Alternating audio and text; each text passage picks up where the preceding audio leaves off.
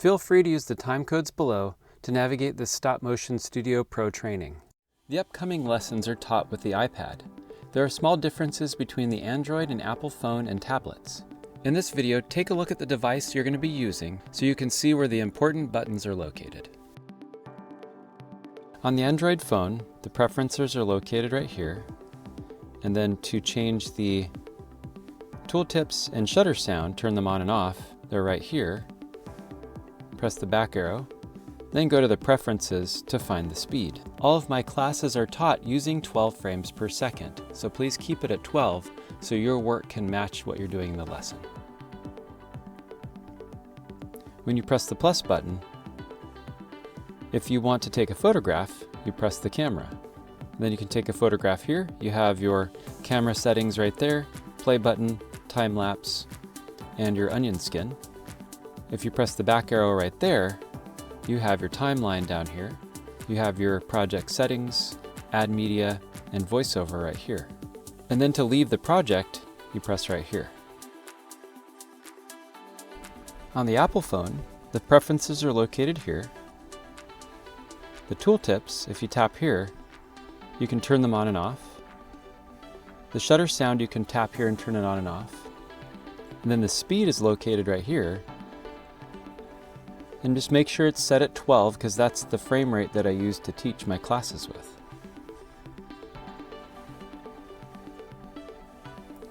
When you create a new file, some tooltips might pop up. Just press off onto the side. Your project settings are here. Here's your add media, here's your voiceover. Here's the camera. If you want to switch it over to the camera mode, here's undo and the play button. Press here and you can go to the manual that way. And then you press the camera, photograph button, time lapse, playback, camera settings, and onion skin. On the iPad, the settings are located right here. Tooltips, you can turn them off there. Shutter sound, you can turn on and off here. The speed is located there. Keep it on 12. I teach all my classes on 12 frames per second, so please keep that one at 12. Then to create a new movie, tap on the plus. This is the time-lapse photography button, camera, playback, camera settings, voiceover, add media, project settings, and onion skin right there. To get out of the app, you can press right here, and you can also find the tooltips and the manual right there. On the Android tablet, settings are located right here. You can change when you go to the settings there, you can change the tooltips and the shutter sound. And under preferences, you can change the speed to 12. Make sure it's set at 12 because I use 12 frames per second for all of my teaching.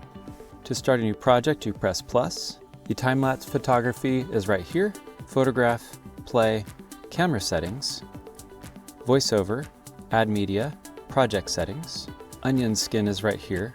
Press here and then go to open manual if you want to look at the manual, and then the back button to get out of the project. When I click on the Stop Motion Studio app and I go to the upper left, you'll see there are three icons. I'm going to click on the house first. That's your home menu. And when I scroll through here, I see create your first film. And so if I click on that, it'll do a series of tutorials on a simple way to start filming. Down here, I can press plus for a new project or click on one of these to get into an existing project. And notice how when I do that and I click down here on this arrow, I get out of it. And down below here, if I click on Show All, it'll go to the next icon, which is the files. So I'm going to go to the top here, go a little bit higher, and I can click on this to change the sorting. Here is a different way to represent all your projects. I like this one because it shows the full title for mine, but I'll click on here to make it easier to see. And then on the light bulb icon, you can click here to go to the main manual, which is very thorough and it explains how Stop Motion Studio works. And then also there are a bunch of tutorials below and articles and samples. So I'm going to go back to the file icon. So when I hold down a project thumbnail, it'll give me some options. And I'll cover these ones right here in a little bit. Those are for sharing and exporting. And then down below you can click to rename, duplicate it in case you're trying to make a copy and test out a new idea on a different file, and delete. The app has its own settings that go through the entire app, and each file also have their own settings. So here's the settings location for each file, but then if we go over back to the main menu, the settings for the app are located right down here. And this is helpful if you want to turn off like tooltips, for example, or the shutter sound that you hear every time you press the photograph button, you can turn it off here.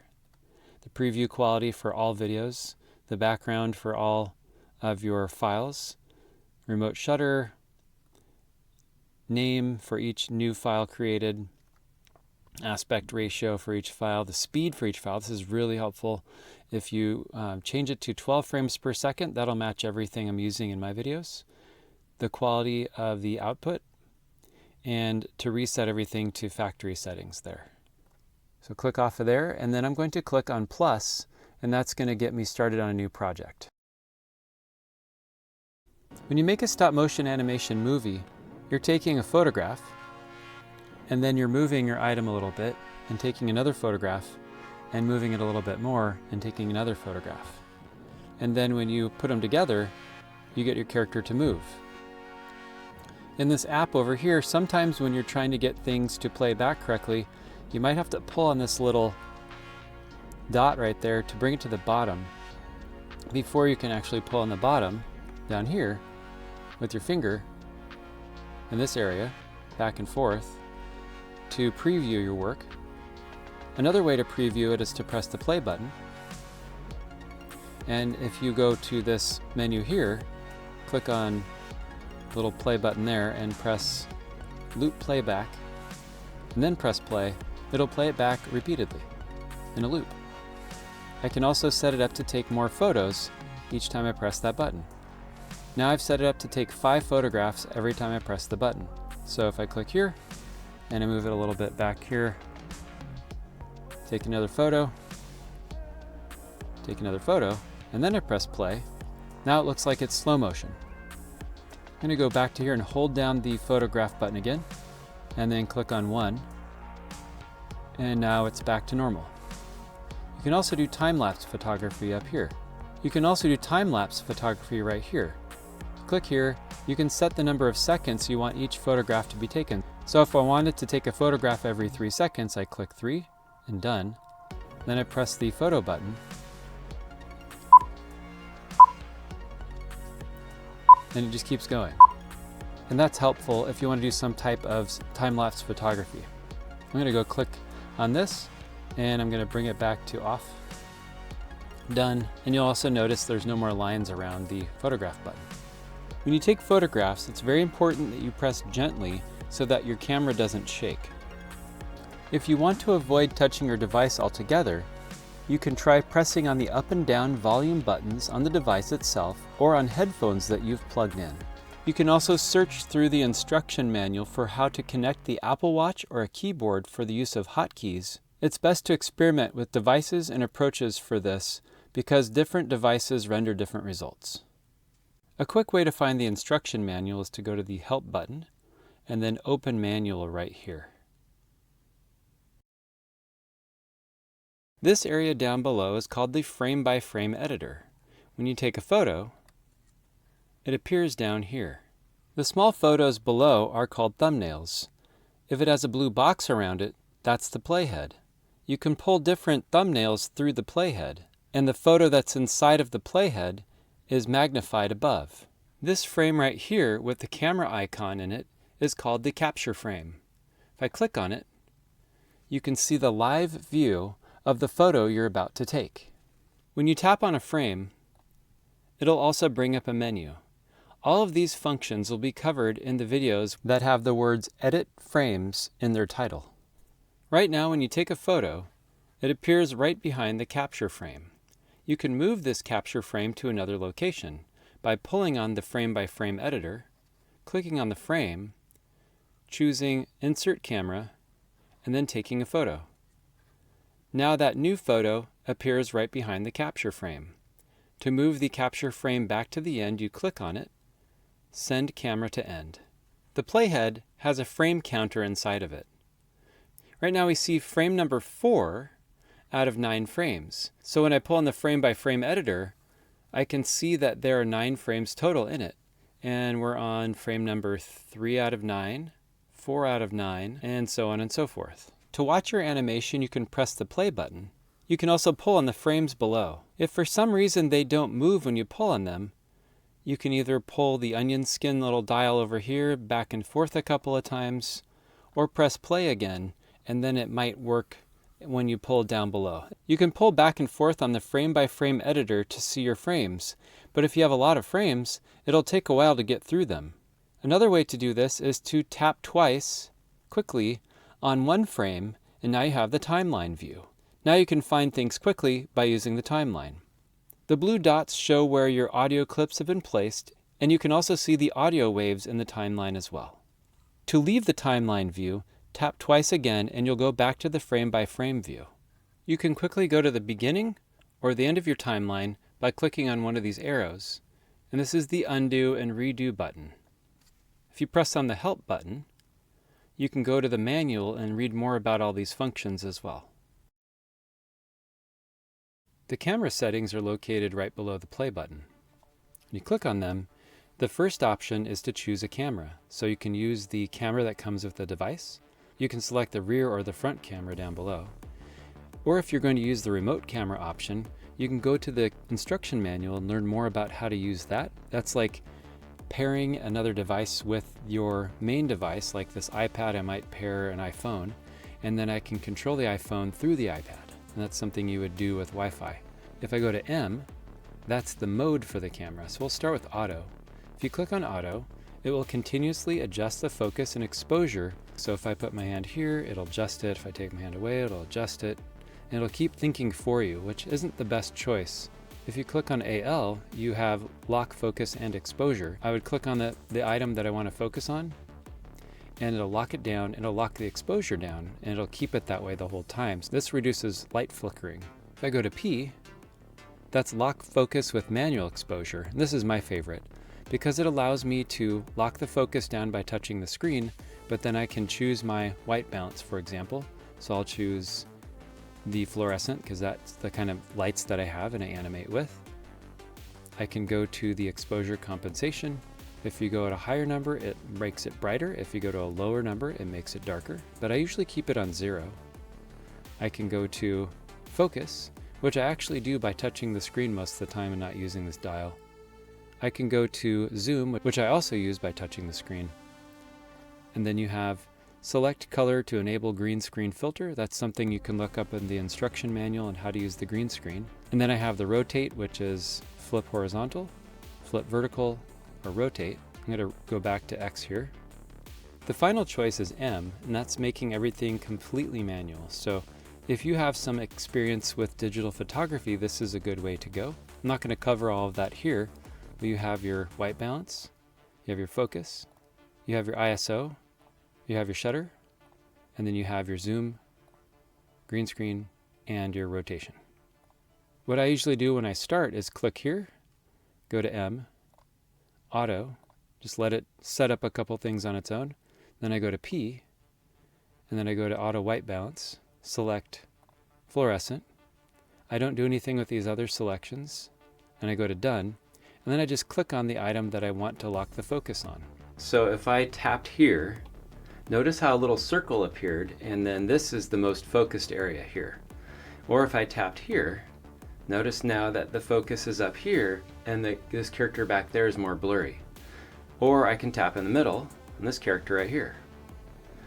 I usually just clear off everything and tap on the character in the middle just to make sure it focuses there, and then most of the time I don't have to fix my focus again throughout my entire movie. The only time that I might adjust the focus is if my main character or the most important part of my movie is more towards the front and on the side, and then I'll adjust the focus for a bit. And then when I'm animating back over here, I'll tap here again and adjust the focus again. Just remember that it locks the focus, so you can leave it alone now that you've adjusted it. When I pull the frames through the blue box, and I do it really slowly, it looks like the character is also moving very slow. But if I pull them through really quickly, it looks like the character is moving a lot faster. The speed that I'm pulling these frames through the blue box is called frames per second, or FPS for short. Right now I'm playing the animation back at 2 frames per second. That means that every second that goes by, 2 frames are pulled through the blue box. Now I'm playing it back at 24 frames per second. So every 1 second that goes by, 24 frames are being pulled through that blue box. Now I'm playing it back at 12 frames per second. And we're going to use 12 frames per second for all the classes you take from me. So make sure that it's always set at 12 for the speed. If your animation is supposed to normally go this fast, like this up here, at 12 frames per second, but it looks like it's going extra slow, like it's going in slow motion, it might mean that you have the frames per second switched to the wrong setting. And sometimes Stop Motion Studio will change the frames per second on its own. In this case, it'd be best to check your settings and the app itself to make sure they're both set on 12. You can check your frames per second here under the settings and click on the speed icon and then move it to 12 here. But it's better to just set up your app so it's permanently on 12 frames per second. You can find it right here and then just change it to 12 right there. Then when you create a new project, it'll already be set up for you. The project settings are located right here. Let's start with the speed. This is where you can adjust the frames per second. More about this is covered in the frames per second video. You can click on this button here, and this is the fade. So if I choose fade out to black, done, and I press play, it'll fade out to black. This is fade in from black, and this is both fade in and fade out. If I click here, I can choose the aspect ratio. It'll create a mask so you can see what will actually show up in your movie. So here's a square mask, a vertical mask. You can mask your foreground by choosing a custom border. I'm going to turn that off right here. Here we can also choose the filter. So different filters have different effects. You can also choose the quality. So the Pro version allows you to use all of these different types of quality. And finally, the playback. This is the most important playback function to check. When it's white, it's turned on. I've never used these functions here, but you can read them. I've never used these functions here. You can read the manual to learn more about these functions. Loop playback means when I press play, it'll keep looping over and over again. Here are some suggested steps to follow every single time you open a project in the app. Sometimes Stop Motion Studio Pro resets your settings when you open the app, so it's best to check them before you take photos. For camera settings, I go to M, Auto, allow Auto to adjust a couple of things, then click on P, white balance, choose the white balance you want, and then that's it. Under Project Settings, go to Frames per Second, choose 12 here, go to Playback, and make sure that this looping playback is on, and that's it. Then bring your cursor to the place where you think you're going to be animating the most and click on that to lock down the focus. So what is an onion skin in stop motion animation? Well, it's one of the most important animation tools that you could ever use. When you animate, it's important to know the size of each movement you make. It's easy to see the size of your movements if you're using Lego studs to measure. So if I want to make this character move 1 Lego stud every photograph I take, I would just move it forward 1 and take a photograph. And I can measure accurately every photograph I take by doing that. Or let's say I want to make it move 2 studs, 1, 2, 1, 2. Now this is a great measuring grid down here to measure the size of your movements if the character is attached to it. But let's say I want to measure how big an arm movement is, for example. every time I take a photograph, I have to remember the size of the movement I made. There's nothing right now that's showing the size that I can use to measure accurately. There is a tool called the onion skin that helps with measurement. With onion skin turned on, you can see the photo you took and the photo you're about to take overlapping one another. So you can see the photo that you already took and also the photo you're about to take. And it looks transparent, like a ghost, but we call it an onion skin. To turn it on, pull on the lever in the middle. There's a little circle there. Make sure the circle's in the middle.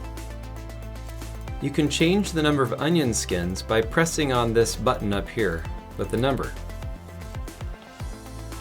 But I'm going to suggest that it stays on number 1 for now, so I just keep pressing on it until it comes back to number 1. So when I have onion skin turned on, and I move the character a bit, you can see the last photo I took and the photo I'm about to take. I can now see the difference between the photo I already took and the photo I'm about to take, both in the location of the body and the angle of the arm. Let's say that I want to measure the size of my movements every time I take a photograph. So I just move the hand a little bit here and take a photograph. Move it a little bit more, take a photo. Now right now it's actually not working. Just pull in the dial a little bit here up and down and put it back in the middle, and now it'll work again.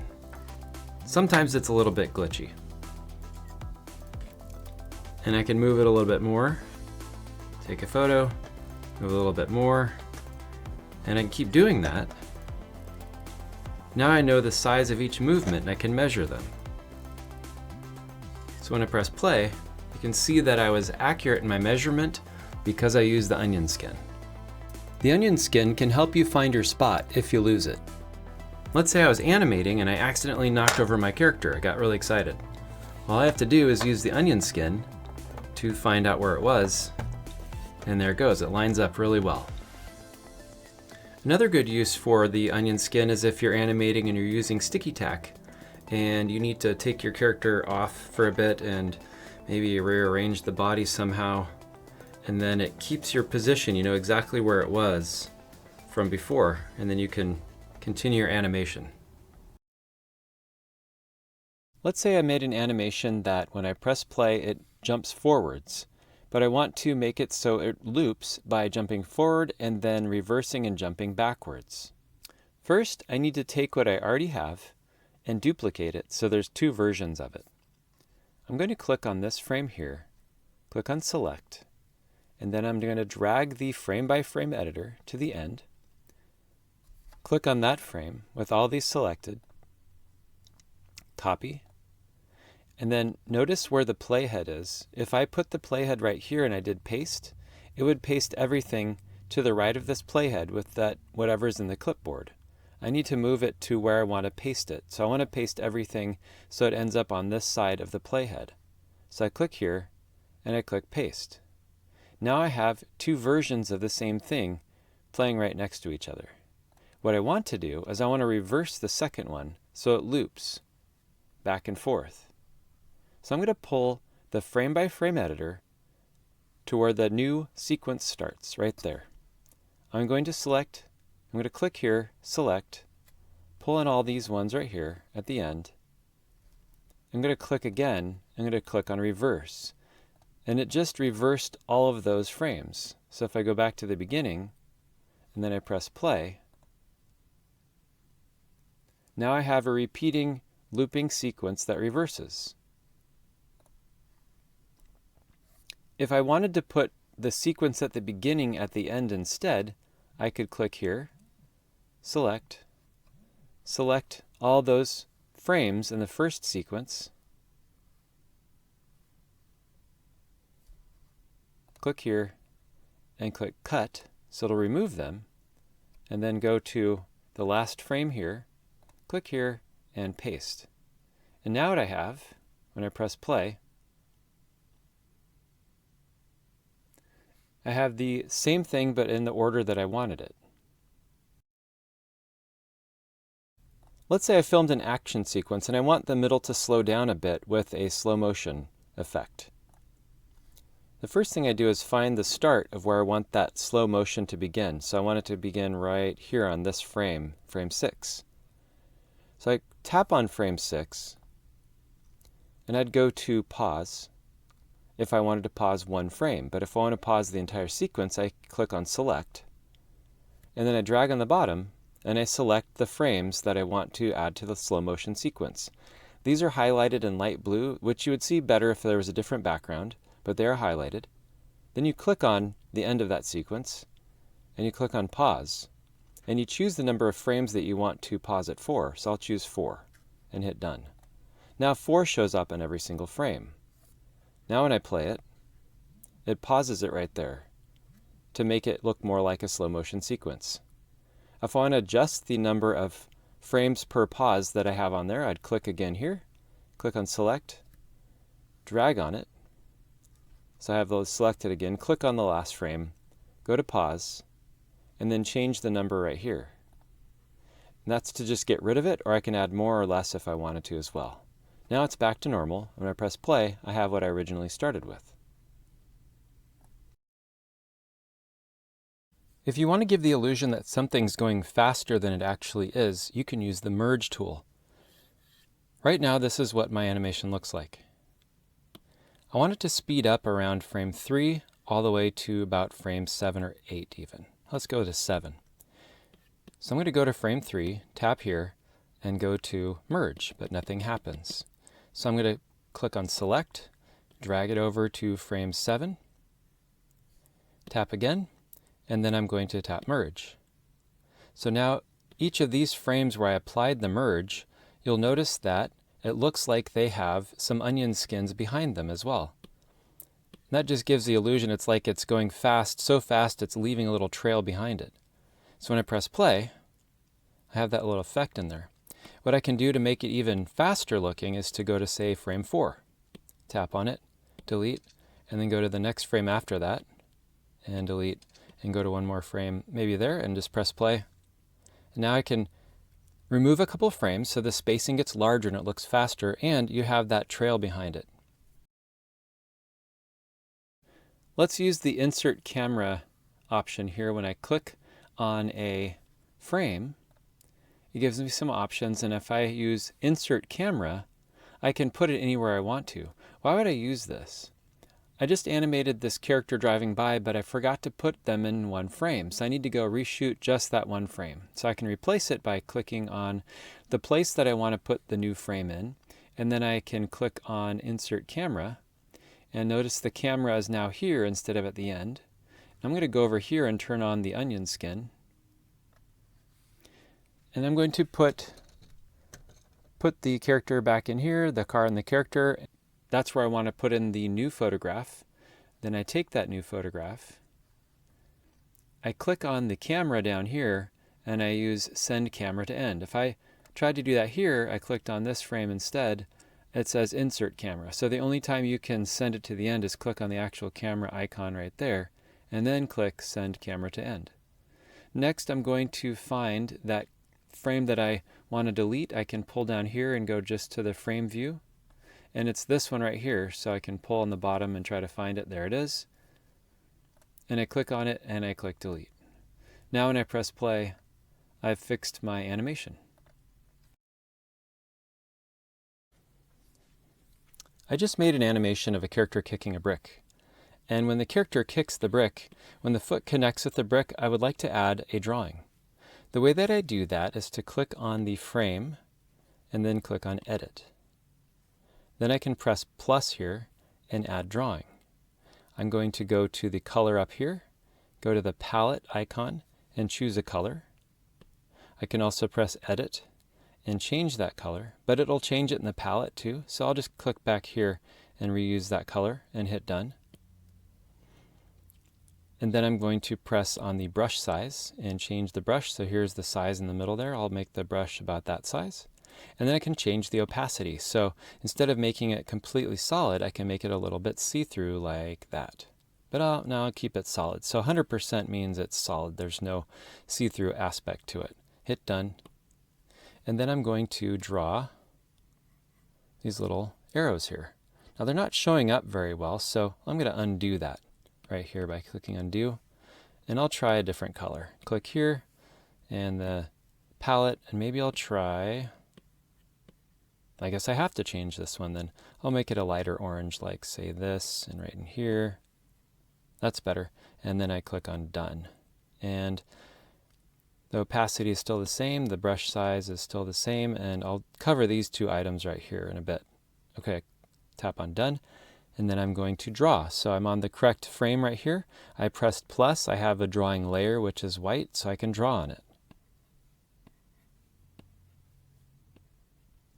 So I like what I drew, but I want it to angle down a little bit more. So I can go back to here and click on the rotation, and then pull it so it's more like this here. And then I can click on this one, and I can pull it over to there more, so I can adjust my drawing. Okay, that's better. Now I'm going to go to the next frame, so I can either tap here and pull this forward like that. That's not as efficient as just going to the forward arrow right there. So if I was still here, I can tap on the forward arrow and go to the next frame. So I'm going to go ahead and start drawing, and oops, that happened. And okay, I'll try to fix it. Uh-oh, it's getting worse, it's getting worse. I'm just messing up my whole frame right here, and it's going to show up in the final animation as a much smaller picture, and that won't look good. So the way we do that is we just undo. We don't mess with that one. Instead, press the plus button and add drawing.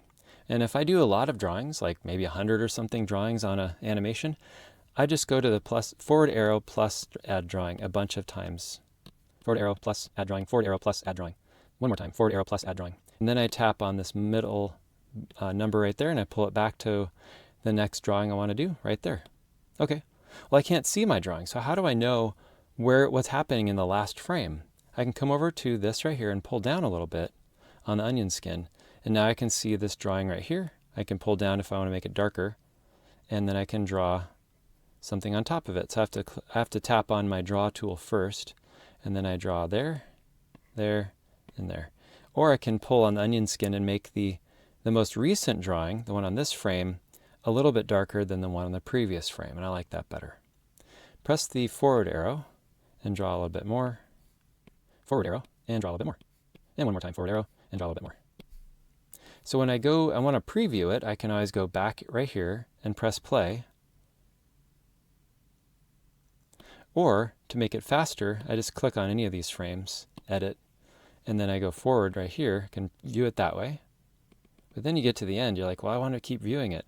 Click on the middle number here and pull it back and forth, and you can do it that way too. Okay, I'm going to go to the first drawing right there. I want to add another color. I'm going to test it out. So let's add another layer. So I click here and add drawing.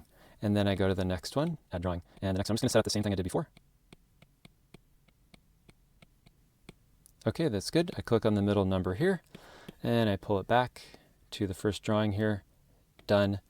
So notice that I've selected this layer here, and that's the one I'm going to draw on. If I selected this one and started drawing, my drawings are going to go there instead of the one I want it to be on. So let's just click on the correct layer there, tap on the color, go to the palette right there, and then change the color, let's say, to blue, and done. So I can draw, I've selected this layer, I can draw maybe a little something like this, and then go to the next arrow, the next frame, click on the arrow to go to the next frame. And I can also turn on my onion skin to see where things were at before. Maybe I'll have these come out a little further than the other ones, and then they're going to go out even further because they're going faster. Okay, so when I go back to this number here and I pull back to the start of it right there, I can then just go like this and pull back and forth to see what I have. Okay, looks good. Well, actually, no, I don't like it. Let's see, I can just turn them off. So I can go to the start of the animation, which is right there, done. And I can just turn off this layer right here by clicking on the eye. Can also turn off the onion skin because I don't need to draw right now. It's easier to see with that off when I'm just previewing it and looking at it, not animating. I can press on the forward button right here, turn off the eye, so turn off the visibility for each of these layers. And that's one way to do it. Or I can just tap on it and delete it if I don't like it. I'm just going to do that. I don't really want to keep that there. So I start where I go to the first drawing here, click on done, and then I tap here and delete. go to the next one, delete, next one, delete, next one. Okay, let's go back to right here. I'm going to actually add some other types of layers in here. So if I press the plus button, I have other options. If I press plus, I have add text, for example. I have add shape, background, and face. Let's start actually with the shape. And we're going to have the brick say something. So if I click on the shape, I can then see, oh, it immediately goes to a default speech bubble. I can go to format, and I can see what other things I have. So if I want a different type of speech bubble, maybe I want this one thinking something. Okay, I'm going to have the brick think something, or I can tap on an arrow, or these types of comic or other types of symbols here. Click on this one. There's lots of different shapes in here you can combine. You can make it so that it's in the center, the top, or the bottom alignment. I just go to X for that alignment. I can change the color of it. So let's say I want to change it to yellow or even green. That looks good. And then I can rotate it so it's like this. I can also change its opacity so it's a see-through bubble. I'll just make it solid by going to 100% opacity. All right, so this bubble here, I want to position it first. So let's see, I can just tap on it. There we go. And I can resize it. I can stretch out this part right here. I'll just keep it about right there. And I'm going to pull it over right there.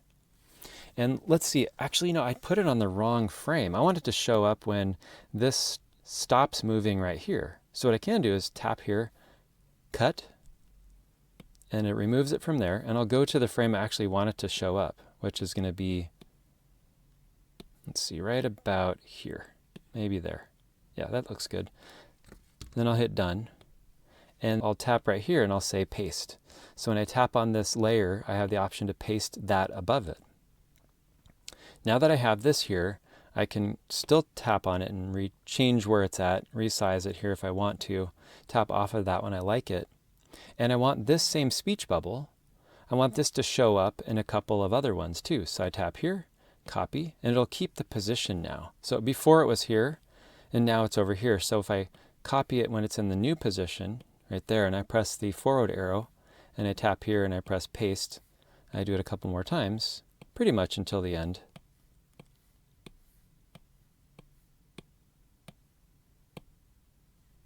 So now when I go back a bit to the start of the speech bubble and I hit done, I can add lettering. So I press plus and I go to text, and then I can tap on the text and move it over here and make it smaller, right there, for example. And then I can go to format and I can change the color of the text. I kind of like it white, but I could do yellow or purple or whatever, but I'll keep it white. I can change the font to this, for example. I can change it to be style, so that's good right there. I can change it to right, left, center, or left formatting. Center it right there, up or down. And I can go to the color, and we already did that, and we can go to the rotation.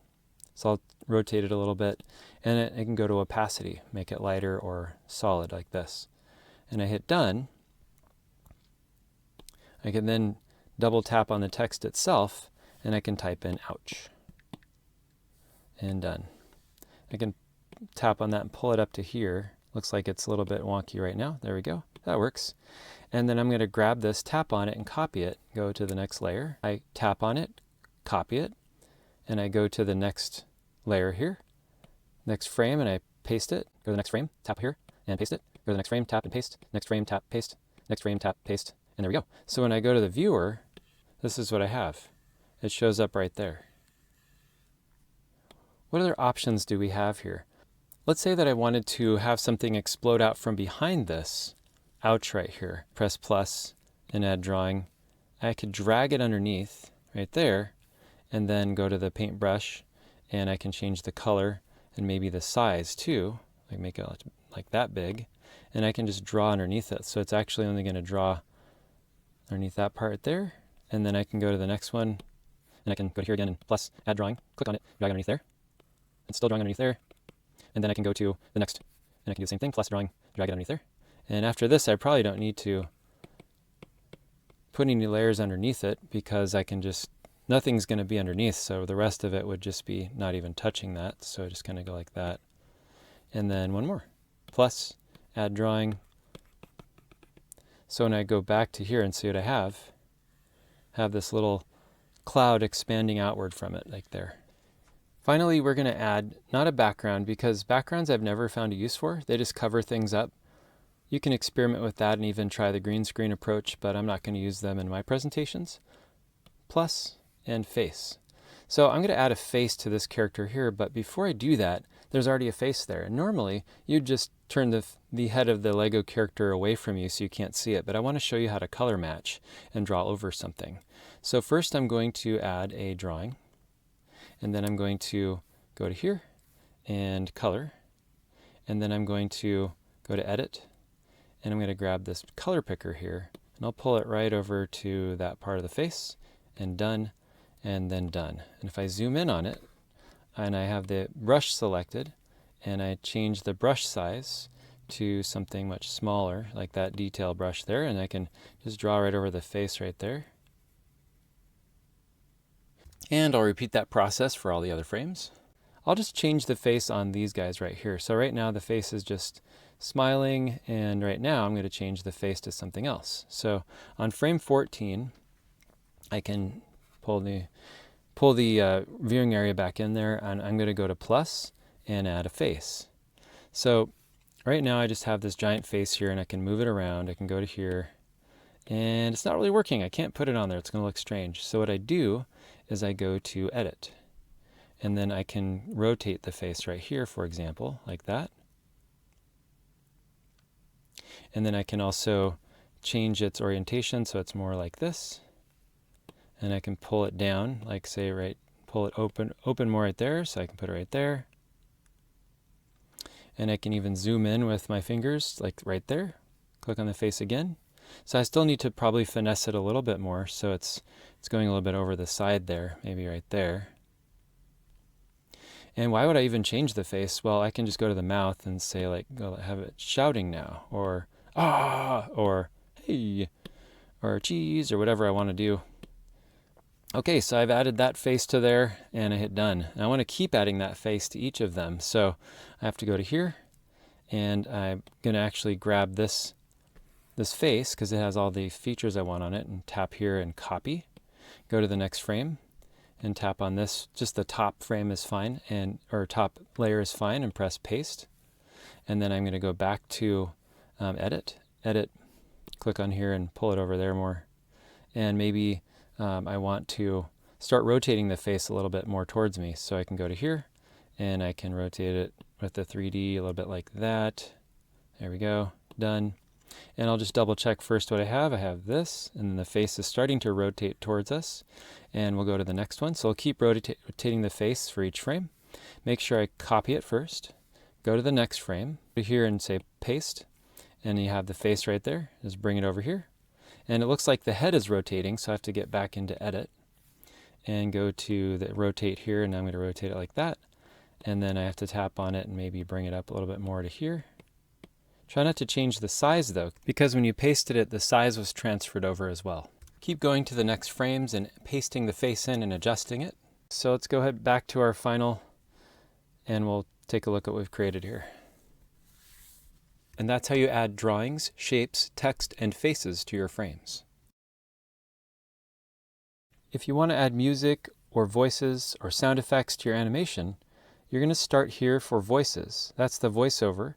And if I have decided where I want the voice to start, right here, for example, I press the voiceover button.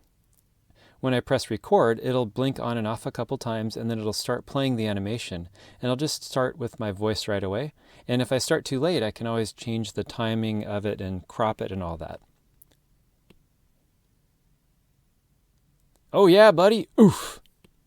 Already I know that my timing's off, so I'm going to press play to test it. Oh yeah, buddy, oof. Okay, it doesn't quite match up, and there's a little sound at the end I don't want. So I'm going to first press done. I could have pressed cancel if I didn't want it, but I'm going to edit this.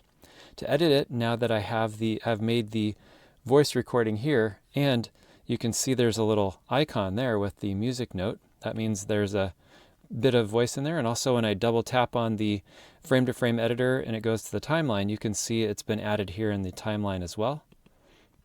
So I'm going to tap on it and I'm going to go to audio. Now I have the ability to crop it a little bit. So I'll crop it there and just play that. Oh yeah, buddy. Oof. Okay, so it doesn't quite work. Maybe I'll add a little bit time here. Oh yeah, buddy. Oof. Oh, that's better. Okay, a little bit more time here. Oh yeah, buddy. Oof. That's good enough for me. I'll pull this out right here. Oh yeah, buddy. Oof. There we go. I have a little bit more of that oof part in there that I want. Now I'm going to go to here and I'm going to adjust the volume to maybe 90. Try that. Oh yeah, buddy. Oof. No, Oh yeah, buddy. Oof. I like it louder. And then I'm going to go to here and change the speed. Oof. Oh yeah, buddy. Oof. Now, Oh, yeah. let's try it at about 30. Yeah, buddy. Oof. Okay, that's good. And then I'm going to go to here and I'll change it maybe to robot. Oh yeah, buddy. Oof. No, I'm going to keep it at none, but you can try all these different filters here. So now that I've adjusted these 4 areas up here, I can also fade it by tapping here and pulling right there, so it just fades out a little bit. So it gets quieter and quieter and it tapers off there. Oh yeah, buddy. Oof. Okay, so now that I have everything I want, I can either hit delete and erase everything, or I can hit done, and I'm good. So if I want to reuse that sometime, let's say for whatever reason I wanted to say the exact same thing somewhere else, I can tap here, go to audio, and I go to recordings. Oh yeah, buddy. Oof. You're going to notice it doesn't have all my edits in it, so I'd have to edit it all over again if I wanted to put that recording into a new place. So let's say I just tap it there, and let's say I want to remove some type of sound I've already added in there. So let's just tap here, go to audio, and then it brings up whatever audio is in there and you just delete it. Okay, but I think I'm going to keep what I have here. That's right there. And now I'm going to add in a little bit of a background soundtrack. So I tap here and I'm going to go to audio. And let's see, I have theme music. So what type of theme music? If I press on the triangle on the left,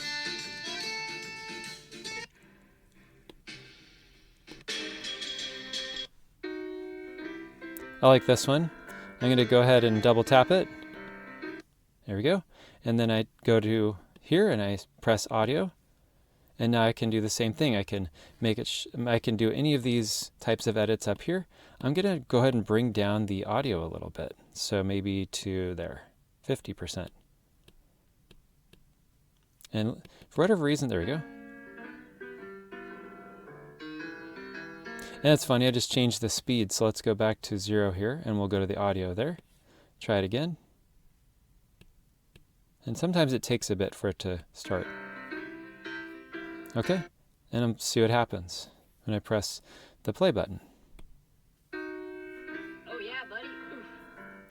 Okay, I can bring the volume down a little bit on the music if I can't hear the character as much.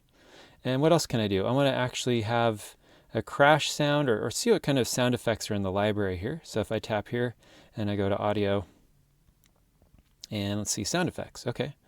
Let's see, if I look under, they're all alphabetically ordered. If I look for crash, maybe cymbals would be good.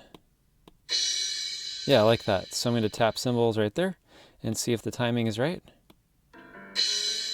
Yeah, that's when that thing falls. I like that. But I want to change the tone a little bit. So if I go to here, tap on there, go to audio, go to the volume, bring the volume down a little bit, go to the speed, bring it way down, what happens? Or even more. Okay, so then I can go back to here and I can shorten it a bit if I want to. And maybe I can even put like a robot sound. Okay, there you go. So now that I've adjusted it to the way I want it to be, I hit done and I can just pull back here and test it. And I can add more voices and I can add more effects and things like that. Let's tap here and audio. And now we have shared. So this is just where you can get in and look at things that you've loaded to your library. You can put them in there. You can also go to the library itself here. Playlists, albums, artists, and songs, you can add those in there as well.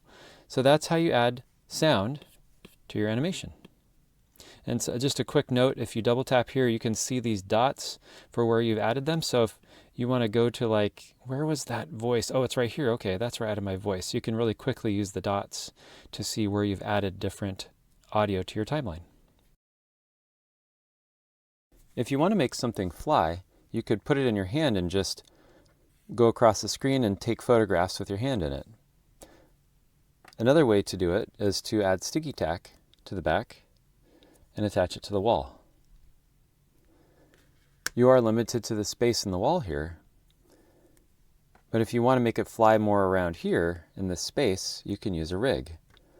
A rig has a twisty tie from like a bread bag.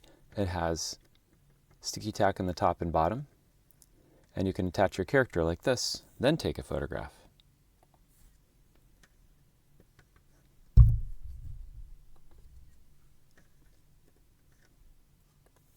You still have the problem of this thing right here, this rig showing up in your photographs, so you can erase that rig.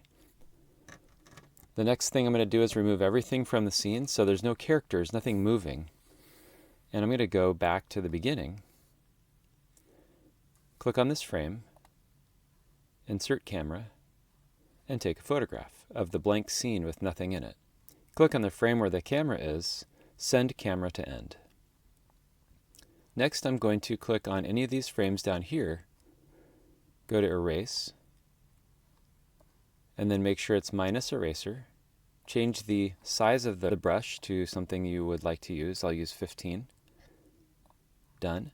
And then I can get in here and I can erase the rig. But you'll notice there's a problem. It's showing the mask frame. So what I just did is I erased the rig from this photograph here. And this is the photograph that's showing through. That's our masking photograph. And when I go between the two, you can see that the two photographs have different lighting, and that's where our problem is. And when I go to my lighting here, and I click on M, which is what I'm using, and I select Lock Focus with Manual Exposure, and then I go to Auto White Balance, and I click on Fluorescent, and I click on Done. It sets it up to look like this. But when I add a character in there, it creates shadows, and the exposure, even though it's locked down in the app, will automatically adjust and change regardless of what I try. So there is a limitation using this particular $300 iPad, the lighting setup that costs $15. So if you have a different setup, like a DSLR camera, or you have it hooked up to a computer, or a better iPad with a better camera setup, you might get better results with this. If you don't care about this, great. Maybe you just want to erase it a little bit more so it looks more stylized. Maybe you want to incorporate it into your design. But for the simple setup that I choose to use, these are the limitations that I have with this function in the app. Now it's time to make things fly. To make this character look like it's flying, if I push it against the wall, it's going to fall over. But if I put sticky tack on the back and push it against the wall, it'll stay up. Next, take a photograph and move it a little bit. Take another photograph and keep doing that. When you press play, now the character looks like it's flying. So I'm using something called sticky tack, and it looks like clay, and you can mold it into different types of shapes. And it's very strong. So there's a lot of different ways you can attach characters using it. You can even make your character stand up, for example, if you're doing a handstand. The trick is to make sure that you can't see it though, if possible. So if this character is flying and I could see some of the sticky tack, it might ruin the illusion. Sometimes it's not possible though to hide it completely, so just try to make it as small as you can while also making it effective. I could probably make it even half that size.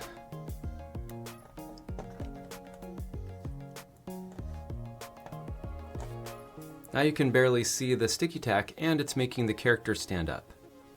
See if you can figure out how sticky tack was used to film this video.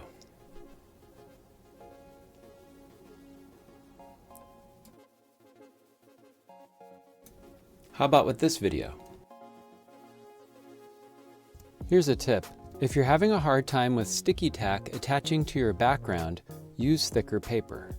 Cardstock, poster board, and construction paper are thicker papers. You can also use a Lego background, or you can use the cardboard of your box for your background. If you want to bring in media from outside of Stop Motion Studio Pro, press the plus button here and say Add Images. Then find your images. So right here I have these simple photographs I took and change the camera view a little bit. Select which type of format I want, and if I press play, now I just added those photographs in, and it's easy to make a video outside of Stop Motion Studio in case you want to do it that way. What if you want to add a title? Title and credits. Let's say I chose My Movie. Here we have the ability to edit things like the text. If I tap on the text, I can delete it. I can copy and paste it, cut it. I can also go to Format and change the font right here. I can change the style or the alignment, or this alignment here, or the color, the angle of it, rotation, and also the opacity, whether it's see-through or not. I can do that for any of these layers here. Let's say I want to drag a layer above another one. Like say I want the text behind that to go in front of it. Just click on it, hold it. Just click on it and hold it and drag it up there. There we go. And now this text is in front of this. If I want to select something, if I have tapped on a layer, I can grab the text that's associated with that layer. I tap here, I can now grab this one. I can also change the size of it here and the position of it right there.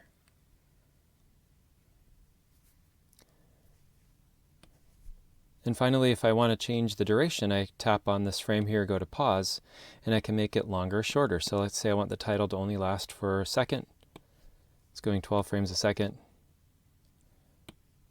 And that's how you add titles. Let's say I wanted to add an actual clip from outside of Stop Motion Studio, like a video I took. I go to Videos. Let's go to this one right here. And I'm going to make it so it looks like I'm writing something down, so I can start right where I want the clip to begin. I can cut it right there, and I can cut the ending right about to there. And then when I have the section I want, I go to Import. Now it just imported only the frames that I wanted. And it also has the audio in there, so you can keep the audio, or if you want to get rid of it, tap here, go to Audio, and tap Delete. Or you can change the audio in the ways, any way that you want to, which is covered in the audio video. Go to Cancel.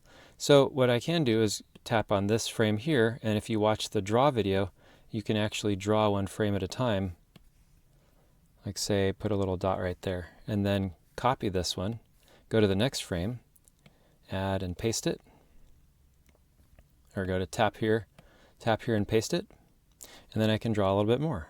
And then copy here, and then go to the next frame, tap here and paste, and draw a little bit more, and pretty soon, it's like your pencil or your pen is writing something.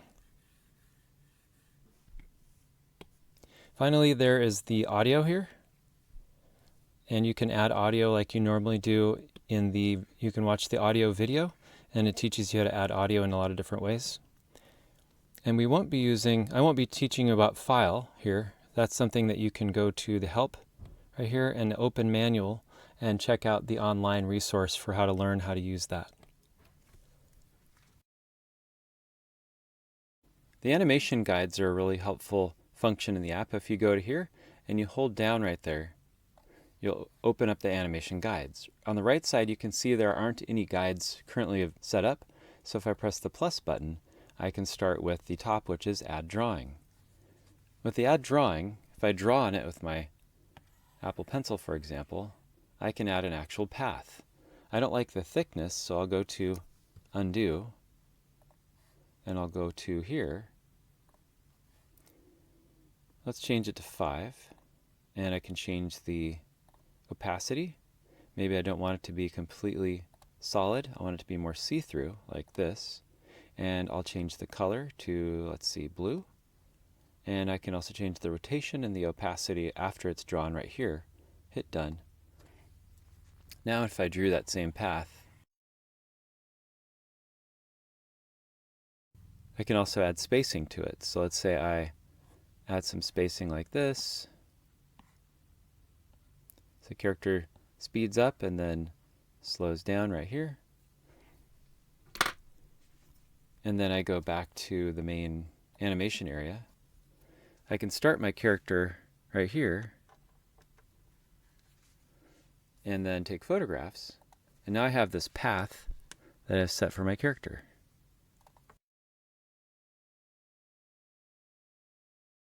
I just made a very easy, clear path my character can follow.